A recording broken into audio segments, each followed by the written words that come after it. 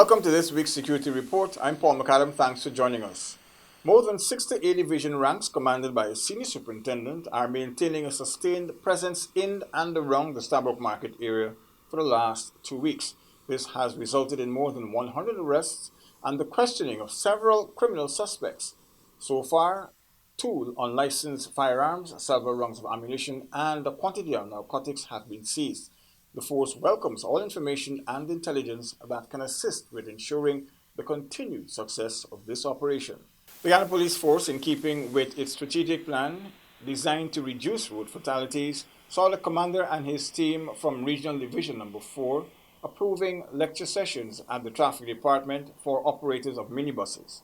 On Thursday, October 23, between 8:45 to 9:50 hours, a lecture session was conducted at that department, enabling minibus drivers and conductors operating on several bus routes to be targeted.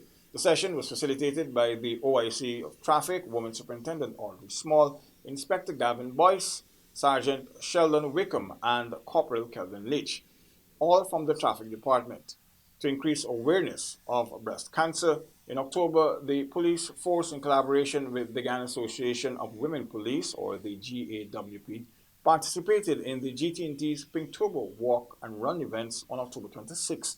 The walk started off with a warm-up exercise, which saw a contingent of over 200 ranks, led by Deputy Commissioner for Operations Maxine Graham, with the assistance of Senior Superintendent Charmaine Stewart, Superintendent Grace Davis, Superintendent Dennis Stevens, and Assistant Superintendent Donna Ferguson, traversing the route from Durban Park to the KTC Walls roundabout and back to raise awareness.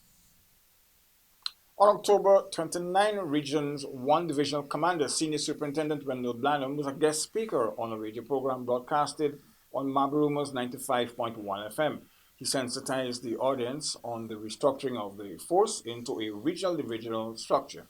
He also spoke about the force's commitment to the region by highlighting the projected infrastructural improvements which are necessary to building the divisional command's headquarters. These include the construction of divisional headquarters, which will house several offices, including that of the divisional commander, his deputy, CID ranks, the traffic office, and an inquiries office.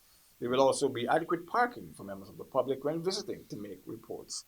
Commander Blanham also took the opportunity to update the public, saying that in the near future, the new divisional structure will address the needs of residents in Region 1.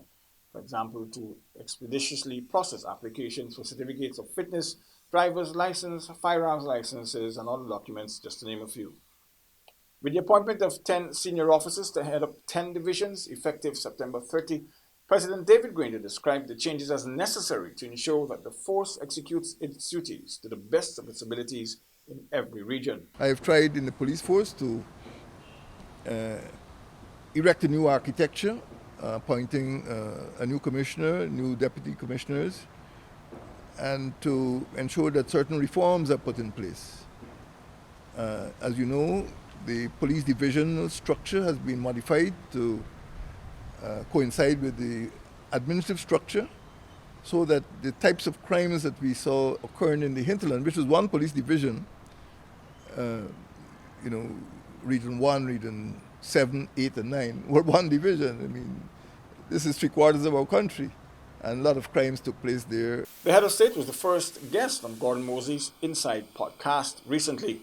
Interpersonal violence, illegal migration, mining, pollution of our rivers, and we now have 4 police divisions which will be responsible for enforcing the law in those areas. The police division in Region 1, Brimo-Waini, is headed by Senior Superintendent Wendell Blanham.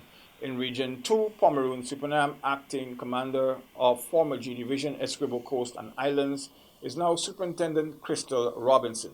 In Region 3, Essequibo Islands West, Demerara, the commander of former D Division, is now Senior Superintendent Lyndon Ford. He retains his position. Region 4, Demerara Hiker, due to its high populace, is divided into 3 subdivisions: Georgetown, East Bank Demerara, and East Coast Demerara. Assistant Commissioner and Commander Marlon Chapman, the former A Division head for Georgetown East Bank Demerara, is responsible for the capital city. The head of the Police Narcotics Branch, Senior Superintendent Corey Simon, is in charge of the East Bank Demerara corridor. Assistant Commissioner Roston Andrews Jr. is now in charge of the East Coast Demerara corridor. In Region 5, Mahika Berbice Superintendent Leonard Stevens is the new commander. For Region 6, East Berbice Quarantine, it's Senior Superintendent Calvin Brutus. Assistant Commissioner Kevin Adonis is now the commander for Region 7, which is Cleone Mazruni. The former A Division Deputy Officer in charge of Traffic, Superintendent Ramesh Ashram, is now responsible for Region 8, Potaro Seperuni. Region 9, Upper Takatu, Upper Essequibo, is commanded by Superintendent Keithorn King, and Region 10, Upper Demerara Berbice, is commanded by Superintendent Kirtland Winter, the prior Superintendent of the Court. Now for some highlights from the Guyana Defense Force. Inspector General Colonel Trevor Bowman declared open the Reserve Officers Junior Command and Staff Course Number 7 on October 25 at the Officers Club Base Camp Guyana. Addressing students of the course, he congratulated them first for answering the call to service and for undertaking to pursue training. The officers were charged to be proficient, thorough, discerning, disciplined, and decent, whilst committing themselves to the highest standards of professionalism in everything that they did. This is, of course, the 7th edition of the Reserve Officers Junior Command and Staff Course being conducted over a 6-month period. Ordinary Rating, or OR, Shaquilla Sharp earned the Best Graduating Student Award when the GDF's Coast Guard Ordinary Rating Seaman Course number 1 of 2019 ended October 29. She also copped the Best Nautical Knowledge Award. OR Tiffany Simon finished as the runner-up student. The two were among the 21 Coast Guard ratings who successfully completed this course.